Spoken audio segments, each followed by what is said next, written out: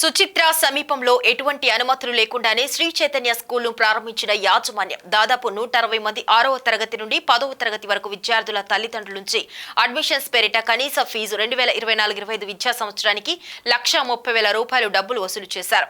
పెద్ద మొత్తంలో డబ్బులు స్వీకరిస్తున్న కనీస అనుమతులు లేకుండా పాఠశాల ఓపెన్ అంటూ పాంప్లెట్లు పంచి అడ్మిషన్లు అంటూ ప్రచారం చేశారు. శ్రీ చైతన్య జూన్ 12 నుండి తరగతులు కూడా ప్రారంభించడానికి ఇప్పటికే సిద్ధమైనట్లు సమాచారం. అడ్మిషన్లు స్వీకరిస్తున్న శ్రీ చైతన్య స్కూల్ పై విద్యాశాఖ అధికారులు చర్యలు తీసుకున్నారు.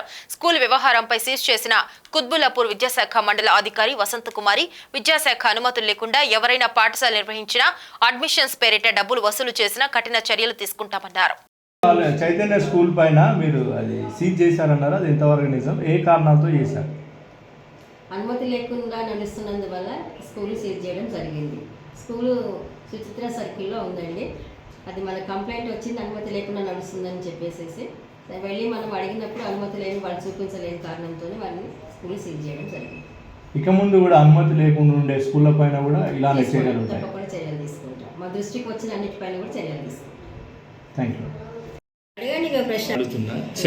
సుచిత్ర సర్కిల్లో ఉన్నటువంటి శ్రీ చైతన్య స్కూల్కి ఎటువంటి అనుమతి లేదు. ఫిర్యాదులు వచ్చినటువంటి నేపథ్యంలో పాఠశాలకు వెళ్ళి తనిఖీ చేయడం జరిగింది. వారు ఎటువంటి కూడా అనుమతి పత్రాలు చూపించనందువలన పాఠశాలను సీజ్ చేయడం జరిగింది. అడ్మిషన్స్ అన్ని కూడా వాపసు చేయమని చెప్పడం జరిగింది సార్. అన్ని స్కూల్స్ ఇంచుమించుగా చెక్ చేస్తూనే ఉంటాము. వెళ్ళి అనుమతులు లేనటువంటి వాటి మీద ముందు మనము చర్యలు తీసుకోవడం జరుగుతుంది సార్. ఈ జరిగినటువంటి సంగతిని మనం పైన ఉన్నటువంటి డిఓ మేడం గారికి మనం తెలియజేయడం జరిగింది. మేడం ఆదేశానుసారం తదుపరి ఏం చేయమంటే చేయడం జరుగుతుంది.